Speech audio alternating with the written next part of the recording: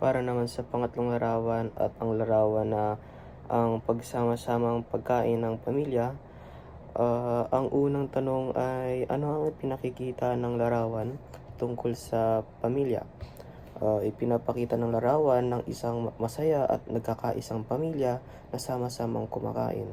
Makikita ang pamahalaan, paggalang at pagbubuklod ng bawat miyembro ng pamilya habang nagsasalo at pagkain. Ang pangalawang tanong ay ano ang kahalagahan ng pagkain ng sama-sama? Mahalaga ang pagkain ng sama-sama dahil napapalakas nito ang samahan at komunikasyon ng pamilya. Nagkakaroon din sila ng pagkakataong magkwentuhan, magbahagi ng kanilang mga karanasan at mas mapalalim ang kanilang pagmamahalan at pagkakaisa.